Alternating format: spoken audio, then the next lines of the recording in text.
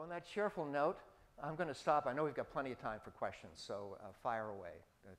Questions, disagreements, arguments, whatever.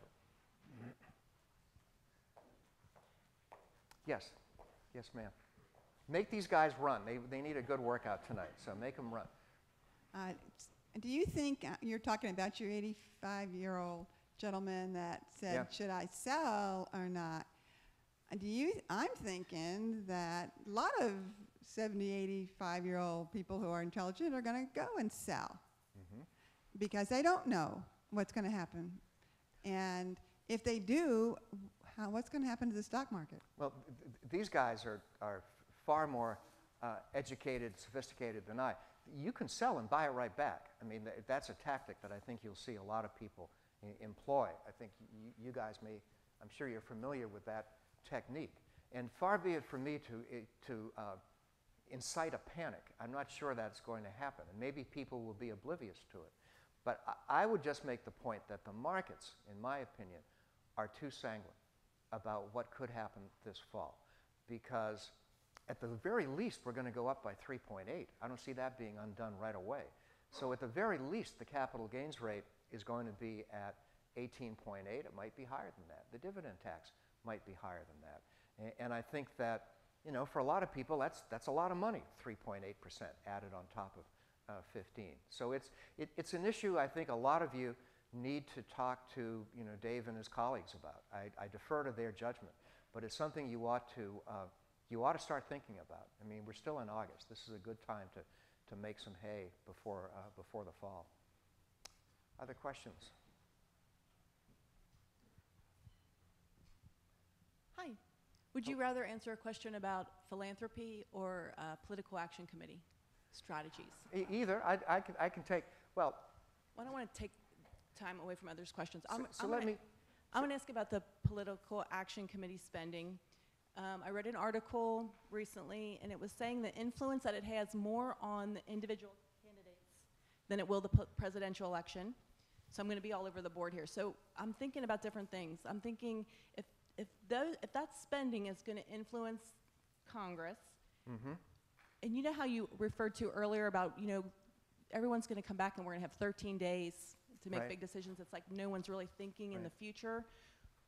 We have our whole world is aging, and what are these immediate fixes and band-aids going to do to long-term, to decisions that are being made that need to be thought out long-term? Transportation, energy. Oh, what's the other one? Healthcare. We talked about that. It just concerns me. Is anybody realizing that the majority of our population is going to be heavily elderly? Oh, immigration. That was the other one. I'm thinking all these quick fixes and these political action strategists that are putting money into the here and now, we're going to fix all this here and now, and we're going to be in a world of trouble because no one thought 10 years down the road. Then we're really going to be hurting. Yeah. So well, let me. There's a lot there, and I could probably do it 20 minutes. I'll try to do 3 minutes on. They're all good themes. The political action committees, I think, are protected under freedom of speech law and the Constitution. The amount of money they spend doesn't bother me that much. McDonald's spends more money selling hamburgers. I think this is more important. But something's broken. I would be the first to agree. Something is broken. This gridlock is reached the point. I said for most of my career, gridlock is good because it means they do less harm. But I've revised that. I'm not sure gridlock is all that great when you can't get anything done on many of the issues that you cite. I'm beginning to rethink term limits, or how about this one? How about age limits? Universities and corporations usually, you know, it's 75. I think that's reasonable. You could even go to 80. I cite the example of when Charlie Rangel was thrown out as Ways and Means Committee chairman. He didn't pay his taxes. Not a good idea if you're chairman of the Ways and Means Committee. So he was 81, so he stepped down. He was replaced for a week by Pete Stark, who was 81. He had health problems. He was replaced by Sandra Levin of Michigan, who's 81. I mean, these guys don't get out a lot. And I think an age limit would make sense. I mean, the spectacle of Robert Byrd and Strom Thurmond, who were vegetables, still serving in the Senate, I think made a mockery of the institution. I think an age limit is not harsh. But there are a lot of other issues that you know, one thing I didn't mention, let me just, if you can indulge me for 1 minute, the peril of not having notes. One of the things where I think they will gridlock, going back to your premise, is this idea that we're going to get big tax reform next year, or we're going to get entitlement reform, we're going to get Simpson Bowles, that, you know, they're going to really get some stuff done. Well, I'm sorry. They put Simpson Bowles on the floor of the House back in April for an up or down vote. 435 members of the House, right? It got 38 votes on the floor of the House. There's no consensus on any of this stuff. And you may hear later this year, remember I said this, that, oh, we're going to solve all our problems. We're going to assume big tax reform.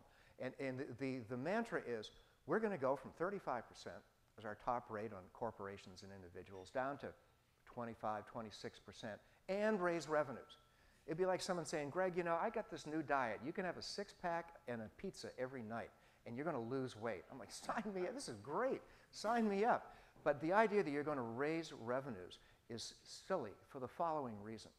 That when they start talking about fundamental tax reform, and I've heard about this for so many years, it's like catnip for the press, and people think it's going to happen.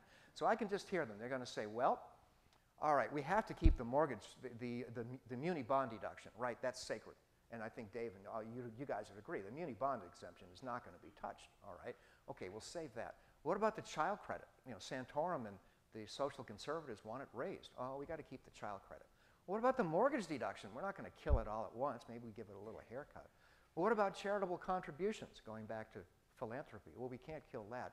And before you know it, this dies of its own weight. It sinks of its own weight as they put more and more provisions back in. So I'm not a believer that we're going to get fundamental tax reform or any kind of big Simpson-Bowles deal. And for one other thing that I didn't mention, and I think this is a grossly misunderstood concept, that the bond market doesn't care about the deficit. There is no correlation between deficits and interest rates. You can prove that. I'm not making that up. It's statistically accurate. And for the last decade, I heard Alan Simpson, who I love, and other people saying, you know, if we don't do anything about our deficit, interest rates are going to go straight up. So for the last decade, we didn't do anything about our deficit, and interest rates went straight down. How do you get the country to make the sacrifices on deficit reduction when the Treasury 10-year bond yield is at 1.5%? The bond market is not squawking. And I think you're going to need a catalyst, some outside force to say, enough already. You guys have to deal with your deficit. And at 1.5%, I don't hear the bond market squawking. So that's still another reason, going back to your question, still another reason why I see an awful lot of gridlock without you know, the really bold things that perhaps need to be done. The crisis is not imminent enough for that city to act quickly. I told you I was a cynic when I started. Yes, ma'am.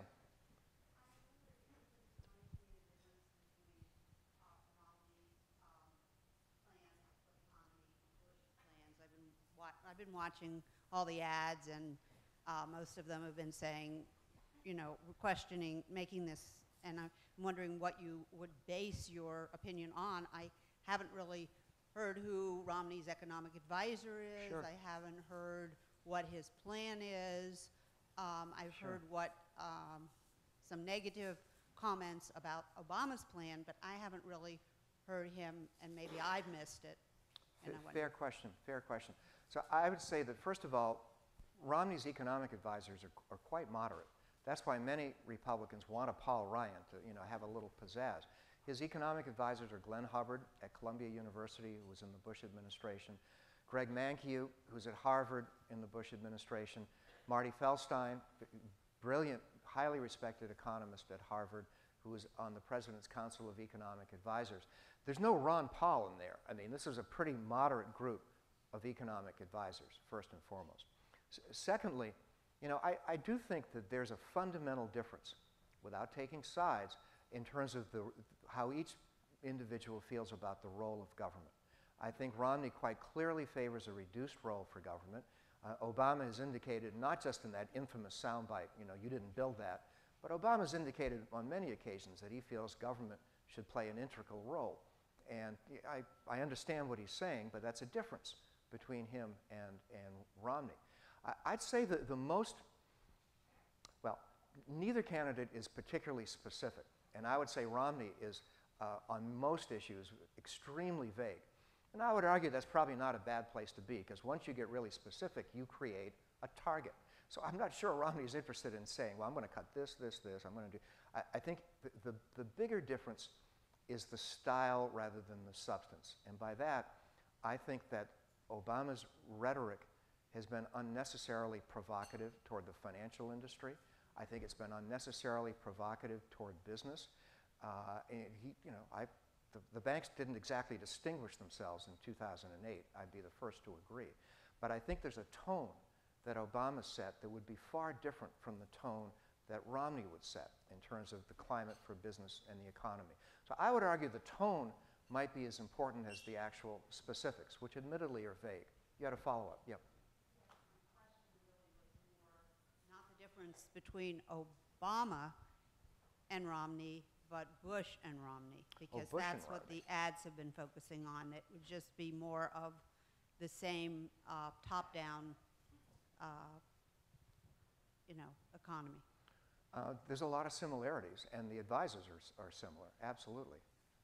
I would think that Romney might be a little more critical of the Fed than Bush was. Bush's father was quite critical of Alan Greenspan. Romney may be a little more critical of China and free trade than Bush was.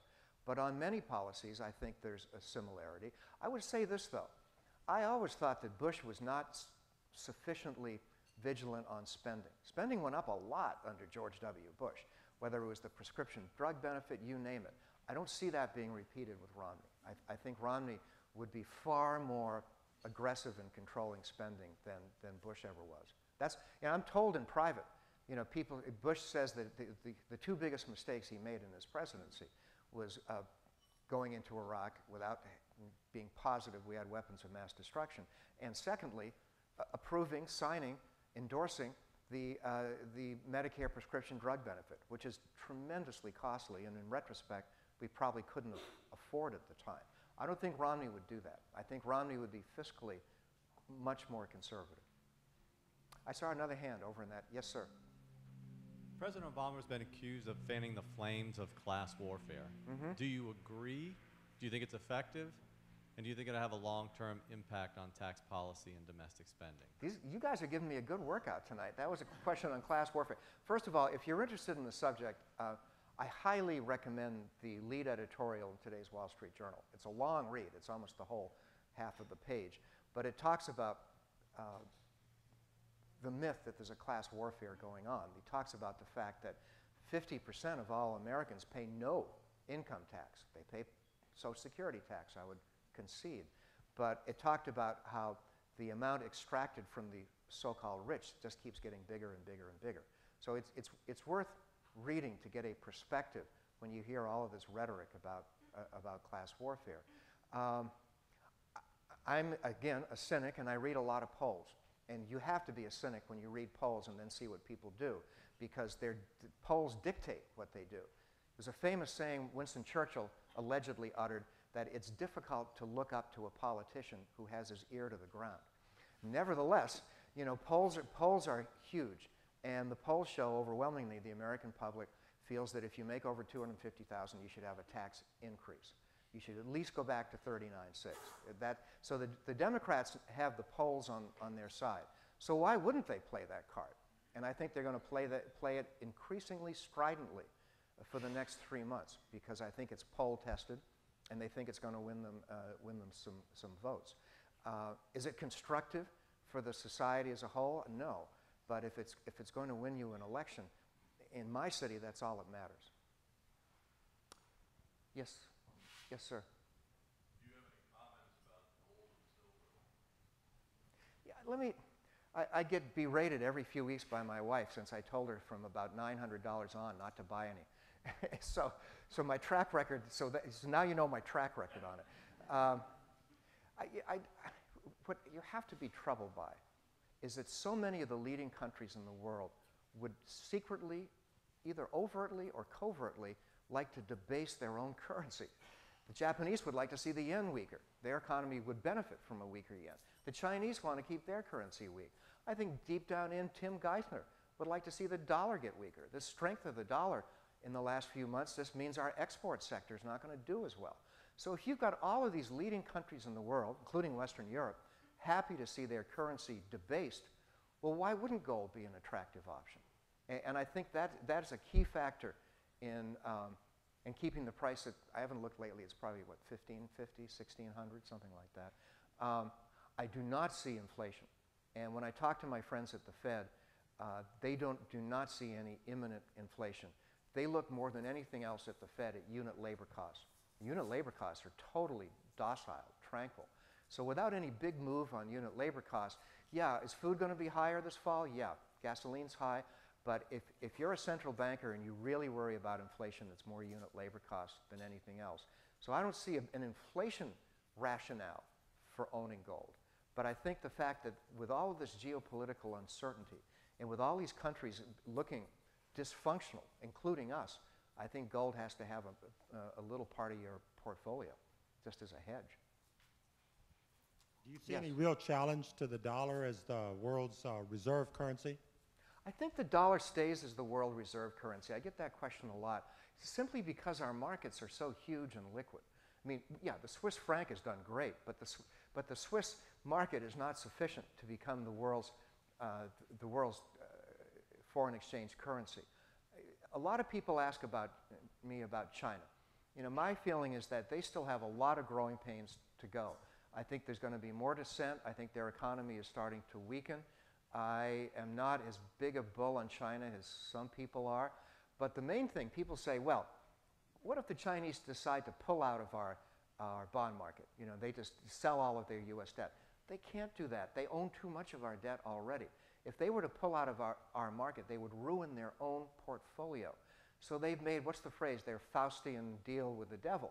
I mean, the Chinese have to stay in our bond market because they're so heavily invested in it right now. And plus, you'd have to ask, where would they go? Where is there a similar market with similar stability despite all of our flaws? Latin America? You're going to go to Western Europe? You know, as I point out, this is not politically correct, but in Western Europe, in all of the major public hospitals in the big cities in Western Europe, the #1 name for baby boys is Mohammed. Good luck. Go to Europe. Have a good time. So I think the U.S. by default, if for no other reason, will still be the investment choice of last resort. So I don't see the Chinese pulling out, and I still see the dollar as being the world's reserve currency for the foreseeable future. Other questions? Yes, sir.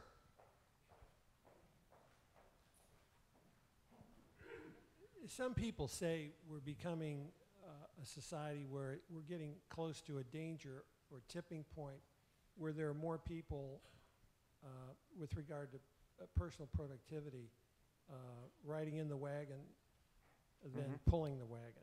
Yep. And I happen to be in that camp, and I find it very discomforting. Not for me, because I've lived most of my life, but I worry about the society that my children will spend most of their life in.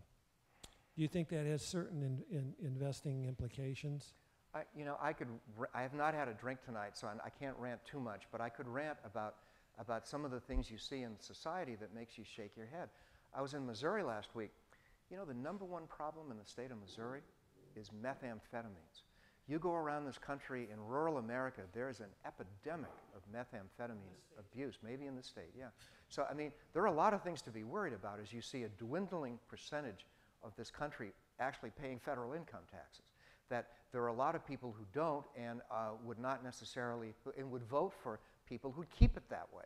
So you have to worry about that. But to be balanced, I think this is still the most innovative country. This is where people want to go to college all around the world. They want to come here. It still is a beacon. The Wall Street Journal had a chart today of the top tax rates in the world. We're about at the bottom, at 35%, with France now at 75 being the highest. Russia's a little lower than us. Go figure that one out. But there's so much to be positive about. And as I said when I ended my talk, again, you look at corporate balance sheets. You look at this desire to solve a lot of these problems.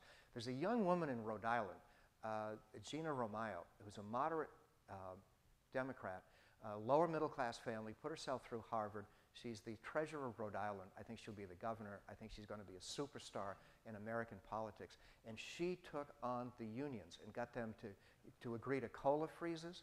She got them to agree to getting benefits later.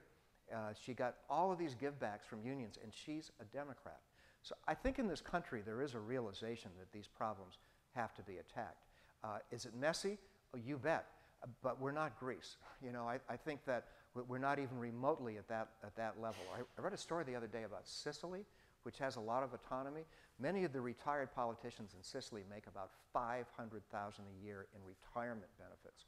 So, I mean, we have a ways to go, and I think in both parties there's a recognition that we have to make some changes, and I'm encouraged to see that. So, you know, yeah, there are a lot of things to be negative about. I share some of your concern, but I still think, there's a friend of mine on Wall Street who says, yeah, you know, we're sort of like the best house in a bad neighborhood. You know, things are a lot worse elsewhere. And I think, again, going back to this gentleman's question, I think if for no other reason than default, our markets, our dollar, our bond market will be the safest of all safe havens for quite some time to come. Maybe one more? Yes, yes, sir. Where do you see municipal bonds going in the near future? Well, when I look at muni bonds, first of all, I'm not a Cassandra like someone we shouldn't mention, Meredith Whitney. You know, I don't see that. I see a few cities being in trouble. I cannot rule out, you know, a few more California cities going bankrupt. But I certainly don't see that at the state level. I think that's extremely unlikely, number one. Number two, I think the odds are very remote, no more than 5%, that there would ever be a tax on muni bond interest income. I think there'd be a revolution if someone tried to tax muni bond income. So I think that's safe. So, you know, as I tell my mother when she complains about the Fed and their interest rate policy and CD yields, and I tell her, you know, I think muni bonds are fine. I mean, there are so many states in this country. Look at Indiana with Mitch Daniels. There are so many states in this country that are very well run. And all of a sudden, their spending cuts have bottomed. Their receipts growth is picking up. And in many states around the country, they're now having a debate. Do we want to have a rainy day fund, or do we want to start giving them a little bit of the money back in tax cuts? So I think the states are, again, with two notable exceptions, two very dysfunctional states, ungovernable states, Illinois and California. But the other 48 states, to me, look pretty good. Well, you have been a great audience. I'm going to hang around if you have any other questions. Thank you all for coming. Thanks.